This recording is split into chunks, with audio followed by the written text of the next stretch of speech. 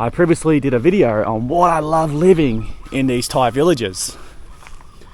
In today's video, although I'm going to highlight the side that you won't like, most foreigners anyway, not everyone, I'm certainly not being negative. I absolutely love living in a village. Just want to straighten that out first.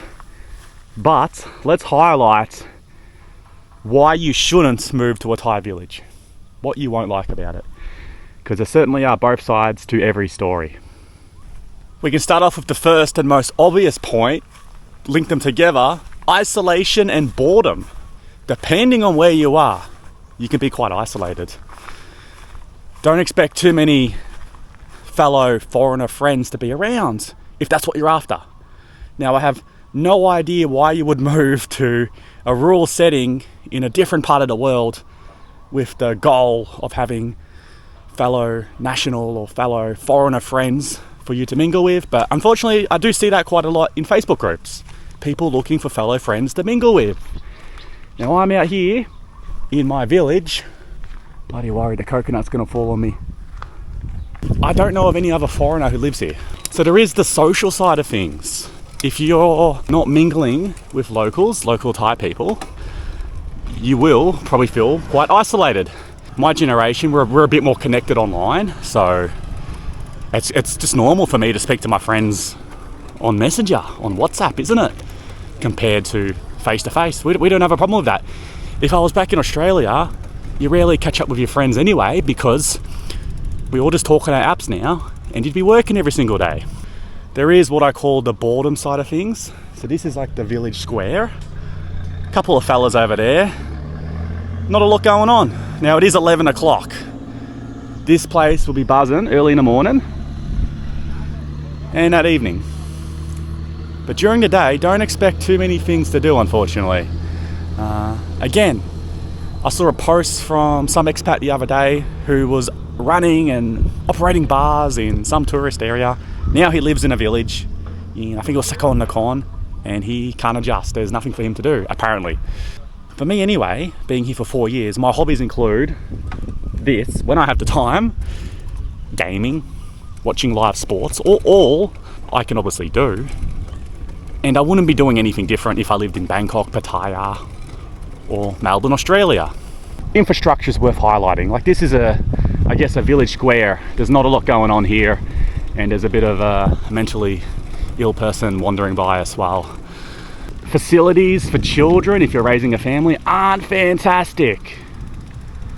It's community centre for our village. It's certainly no Bangkok, it's certainly no Western world community facilities, is it? There is no playground. We rented in a city previously. There is no playground around here for me to take my daughters at all. Quite lucky here that we've got plenty of things to do. We've got little bars and cafes and even a pool hall back there. Shops absolutely everywhere. But I've lived in a village previously. This isn't my first rodeo, I guess. I've lived in a village before. When I first moved to Thailand, they had nothing. I think it had one mini mart and maybe 2 people selling cooked food. Most people who move to a village aren't going to choose their village either. They're going to go to, I'm guessing, where their wife's from. Most of the only reasons you're going to move to a village is that's where your wife's family comes from, isn't it? Schools. If you're raising children, schools. This is a school here, which is quite impressive for a village. Schools, as people will say, are not quite Western standards. Although they have their pros, they certainly have their cons compared to the West. So you need to consider what you're going to do regarding education. That's of course if kids and whatnot are involved.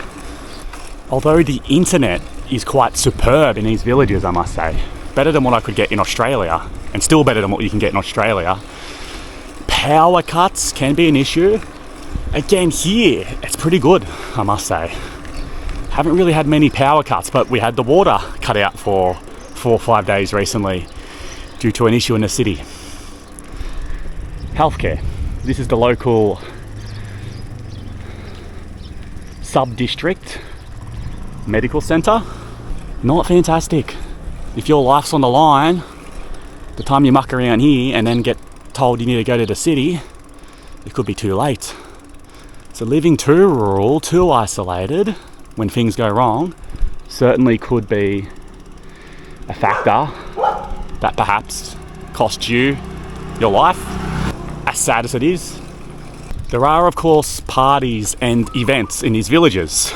It is completely normal for someone's son to have a celebration of becoming a monk, is what I'd call it, and for them to take over the street, as well as a wedding, a funeral, where the street outside their house gets taken over and the music will be playing for 2-3 days at a time.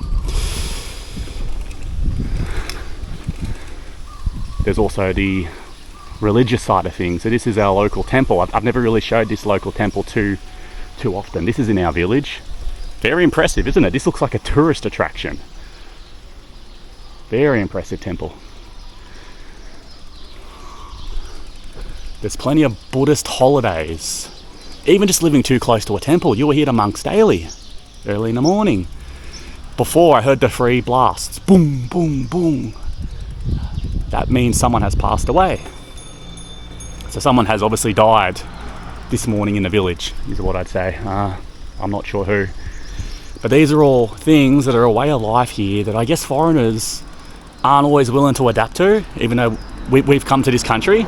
By listing, I guess, these negatives, which I don't necessarily consider negatives, I consider them a beauty, a part of life that I enjoy. These factors all together, I guess, are why so many foreigners choose not to even live in a village in the first place. They'd rather live amongst their own kinds, our own kinds, which again, I don't know why you'd move to another country to be around yourself, what you've sort of left, other than it may be a cheaper cost of living, I suppose.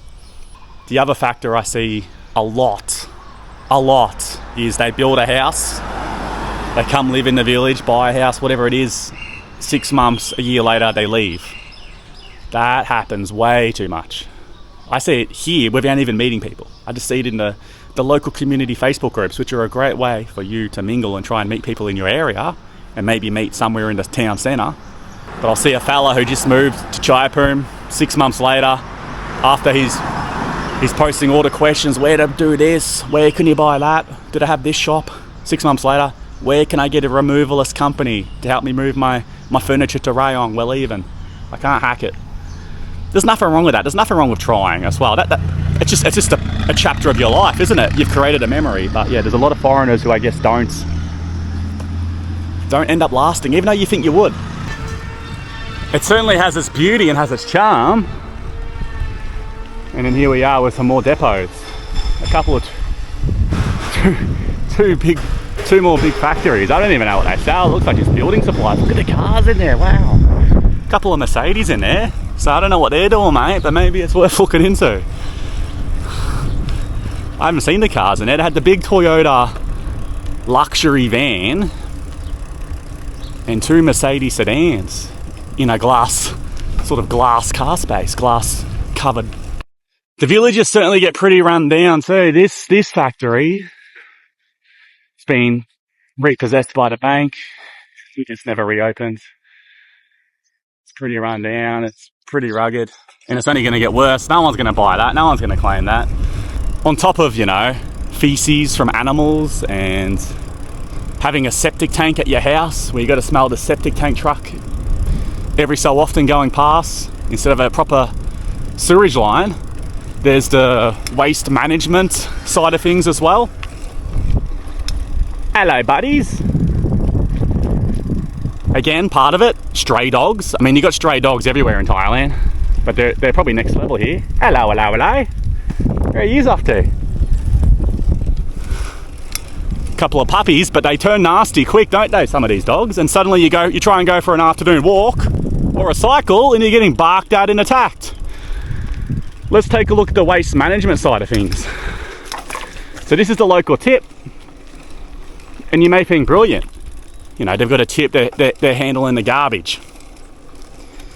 And I've seen friends who are YouTubers as well burn or even mention burning the garbage and cop it from these fellow foreigners living in their condo in Pattaya who don't really have a grasp of how it works out here. How dare you burn your nappies? I remember one telling a friend of mine, who I won't name, well, this is the local tip, dump, whatever you want to call it. Now, there is no method for them to do anything with this other than light a fire. You can see it's quite burnt over here. They will light the fire. That is how they handle it.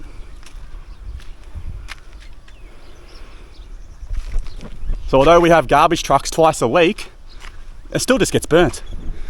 There's an incinerator a couple of villages over.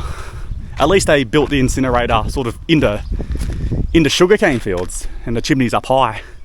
But again, they just burn it. So I'm not too sure what they're doing in Bangkok other than burning it. I guess perhaps if they are burning it, they may be generating electricity off it, which I think they do in Singapore.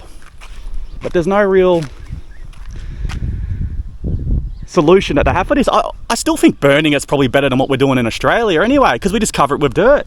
And then some sucker's going to buy a house on it for $1 million one day. Probably more. It'll be millions by the time they decide to build houses on it. Crime. I must say, there is not much crime in these villages at all. Tell me I'm wrong. But when things happen, how do they handle it? Well, things usually run through the village chief first, which I guess the village chief side of things may seem a bit primitive. I quite like it, to be honest, the sense of community. So the village chief will perhaps try and sort out the problem, create a solution perhaps for whatever has happened. Before your village chief, you can even go speak directly family to family as well. And that's generally the way things will be done before police get involved. Of course, something huge and terrible and tragic, they probably go straight to the police. But usually, if you want to sort out a little problem, it's got to go through the village chief. And most of the time, it's about making all parties happy, isn't it? Which a lot of foreigners may not like. Privacy as well. We're pretty good where we live. Our house is sort of away from everybody, and not really anyone walking around. You can't really see our house from the road. But there's been too many times previously when I lived in a village where people just walk into your house, so you don't even know who they are. It took me a little while just to get used to people walking around on your land, which again is very common here. You've got a yard, like perhaps this house is fenced off and gated.